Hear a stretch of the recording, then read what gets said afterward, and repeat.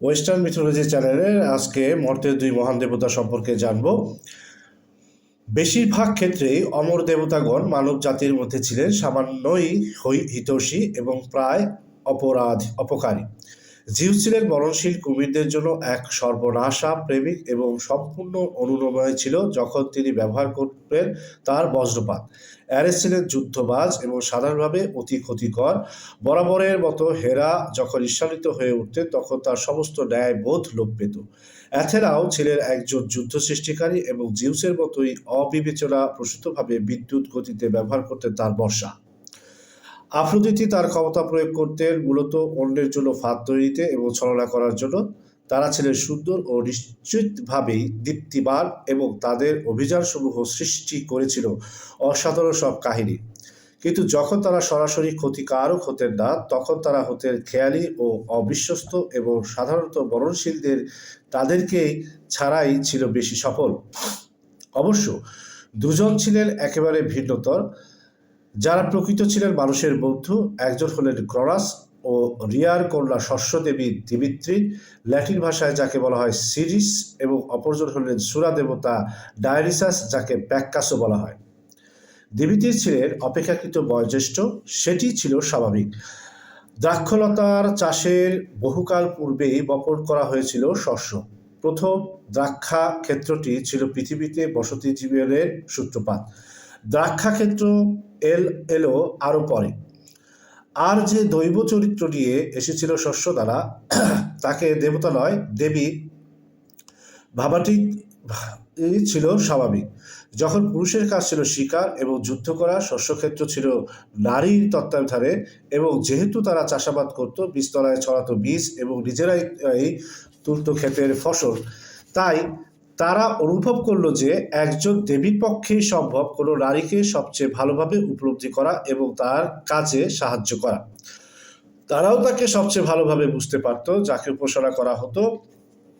পুরুষরা যেরকম রক্তক্ষয়ী বিসর্জনের মাধ্যমে অন্যান্য দেবতাদেরকে উপাসনা করত সেভাবে নয়, অতি পীড়িতভাবে, যা খাবারটিকে করে তুলত ফলবতী। তার মাধ্যমে শস্যক্ষেত্রগুলো হয়ে উঠেছিল পবিত্র, দিমিত্রির পবিত্র শস্য দ্বারা। মারাই ক্ষেত্রগুলো ছিল তার তত্ত্বাবধানে, দুটোই ছিল তার মন্দির যেখানে তিনি যে কোনো সময় উপস্থিত হতে পারতেন। পবিত্র মারাই ক্ষেত্রে যখন তারা শস্য ঝাড়ত তখন পাকা ফসলের মতো হলুদ চুলের অধিকারী দিমিত্রির নিজের ঝটিকা বায়ুর তোরে আলাদা করে ফেলেন শস্য দ্বারা, এবং খোসাসমূহকে তার খড়ের গাদাসমূহকে ক্রমশ হয়ে ওঠে ধবল। আবার হয় শস্য কেটে কেউ প্রার্থনা করছে। দিমিত্রির বেদির পাশে শস্য এর স্তূপের ভিতর শস্য ঝাড়ার বিশাল পাখাটি যখন বসানো হলো তখন বিস্মিত হেসে হাতে ফসলের আটি ও পপি ফুল নিয়ে দাঁড়িয়ে থাকেন তিনি। তার প্রধান উৎসবটি অবশ্যই ছিল ফসল কাটার ঋতুতে। আদিকালে এটি অবশ্যই ছিল শস্য উৎপাদনকারীর এক সাদামাটা কৃতজ্ঞতা জ্ঞাপন দিন। যখন নতুন শস্যদানা হতে তৈরি হয়, পাউরুটিকে টুকরো টুকরো করা হতো এবং শ্রদ্ধাসহ তা খাওয়া হতো সেই দেবীর উদ্দেশ্য এই কৃতজ্ঞতাময় প্রার্থনা করে, যার কাছ থেকে এসেছে মানব জীবনের এই উৎকৃষ্টতম এবং সবচেয়ে প্রয়োজনীয় আশীর্বাদটি। পরবর্তীকালে এই বিনীত ভোজনটি পরিণত হয়েছিল এক রহস্যময় উপাসনালয়, যার সম্বন্ধে আমরা খুব সামান্যই জানি।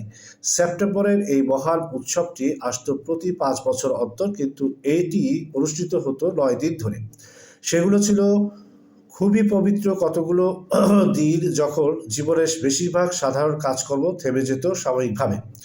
দল বেঁধে মানুষ করত শোভাযাত্রা, নৃত্য সঙ্গীত এর মূর্ছনায় সম্পন্ন করত বিভিন্ন উৎসর্গ, সর্বত্রই থাকতো এক উৎসবের আমেজ। এসব কিছুই ছিল তার সাধারণের ধারণা এবং অনেক লেখকের সাথে এগুলোকে সম্পৃক্ত করা হয়েছে। কিন্তু মন্দির প্রাঙ্গণে যে মূল অনুষ্ঠানটি সম্পন্ন হতো তা কখনোই বর্ণিত হয়নি। যারা এটি দেখত তারা বাধা থাকতো এক নীরবতা ব্রতের মাঝে, এবং তারা এই নীরবতা এমনভাবে বজায় রাখত যে সেখানে কি সংগঠিত হতো আমরা তা খুব বিক্ষিপ্ত কিছু অংশই জানতে পারি। বিশাল মন্দিরটি অবস্থিত ছিল এথেন্সের নিকটবর্তী এক ক্ষুদ্র শহর ইলিউসিসে এবং উপন্যাসটিকে বলা হতো ইলিউসীয় রহস্য। গ্রিক এবং রোমান জগৎ জুড়ে এগুলোর মর্যাদা ছিল গভীর শ্রদ্ধাপূর্ণ। খ্রিস্টপূর্ব প্রথম শতকে সিসেরো বলেন, এই রহস্যগুলোর চাইতে বড় আর কোনো কিছু নেই। তারা আমাদের চরিত্রগুলোকে করে তুলেছে মধুর এবং আমাদের রীতিসমূহকে করেছে সহনীয়। তারা আমাদেরকে কেবলমাত্র আনন্দময় জীবনযাপন করতে শেখায়নি, তারা আমাদেরকে এও শিখিয়েছে কিভাবে মৃত্যুবরণ করতে হয় নতুন কোনো আশা নিয়ে। যদি তারা ছিলেন পবিত্র এবং ভয় মিশ্রিত শ্রদ্ধার যোগ্য, তবু তারা রেখে গেলেন তাদের উৎসের চিহ্ন। তারা আমরা তাদের সম্পর্কে যে গুটি কয়েকটি তথ্য পাই তার একটিতে এক অতি ভাবগম্ভীর মুহূর্ত দেখানো হলো। শস্যের একটি শীষ যা তুলে আনা হয়েছে নীরবতার ভিতর থেকে। যাই হোক, কেউ স্পষ্টভাবে জানে না ঠিক কখন এবং কিভাবে সূরা দেবতা ডায়োনিসাসকেও দিমিত্রির পাশে স্থান দখল করলেন ইলিউসিসে। দিমিত্রির পাশে যখন বেজে ওঠে মন্দিরা, সিংহাসনে বসেন বহমান চুলের ডায়োনিসাস।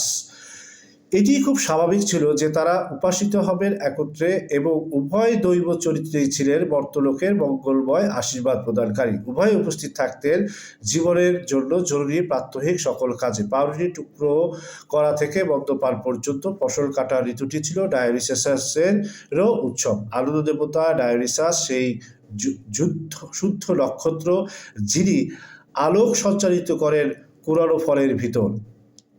কিন্তু তিনি ছিলেন না সর্বদাই আনন্দ দেবতা, তা আর দিমিত্রিও ছিল না গ্রীষ্মের এক সার্বকালিক সুখী দেবী। প্রত্যেকেরই পরিচয় ছিল আনন্দ ও দুঃখ উভয়ের সাথে। এইভাবেও তারা পরস্পরের সাথে ঘনিষ্ঠভাবে সম্পর্কিত ছিলেন। তারা দুজনেই ছিলেন দুঃখ দুর্দশা পীড়িত দেবতা। অন্য দেবতাদেরকে কখনোই স্পর্শ করতে পারেনি কোনো দীর্ঘকালীন দুঃখ যাতনা। যেখানে নেই কোনো বায়ু প্রবাহ, নেই কোনো বৃষ্টি ও তুষারপাত, সেই অলিম্পাসে বাস করতেন তারা। সকল দিবস রজনী ব্যাপী তারা ছিলেন সুখী। ভোজনেতে তারা গ্রহণ করতেন নেকটার এবং অ্যাম্ব্রোসিয়া। যখন পরম গর্বিত অ্যাপোলো বাজাতে শুরু করতেন তার বীণা এবং বিউজদের সুমিষ্ট কণ্ঠ তার সারায় জেগে উঠত। যখন গ্রেস বৃন্দ নেচে উঠত হিবি এবং আফ্রোদিতির সাথে এবং এক উজ্জ্বল দীপ্তি ছড়িয়ে পড়ত তাদের চারিদিকে। কিন্তু মর্তের দুই দেবতার দৈব চরিত্রে ছিল হৃদয় বিদীর্ণ করা কষ্টের অভিজ্ঞতা। শস্যলতা এবং দ্রাক্ষা সমৃদ্ধ শাখা প্রশাখা কি ঘটে যখন তুলে নেওয়া হয় শস্যদানা এবং আঙ্গুরগুলো, এবং যখন কৃষ্ণ হিম নেমে এসে হত্যা করে মাঠের শ্যামল সজীব প্রাণকে। এটি মানুষের নিজেকে প্রশ্ন করলো যখন প্রথম কাহিনীগুলো বর্ণিত হলো ব্যাখ্যা করার জন্য, যা ছিল খুবই রহস্যময়। তাদের চোখের সামনে দিবারাত্রিতে বিভিন্ন ঋতুতে এবং সতত সংগঠনশীল পরিবর্তন সমূহে, যদিও দিমিত্রির এবং ডায়োনিসাস ছিলেন নক্ষত্রগুলোর আবর্তনে নবান্নের সুখী দেবতা, স্পষ্টতই শীতের শুষ্কতার সময় তারা হয়ে উঠতেন পুরোপুরি ভিন্ন রকম। দুঃখ এসে ভর করত তাদের উপর এবং পৃথিবীও হয়ে উঠত দুঃখ ভারাক্রান্ত। বহুকাল পূর্বে মানুষেরা বিস্মিত হয়েছিল কেন এমন হয় তা ভেবে, এবং তারা এর কারণ ব্যাখ্যা করতে বিভিন্ন কাহিনীর অবতারণা করলো। এগুলা নিছক কাহিনী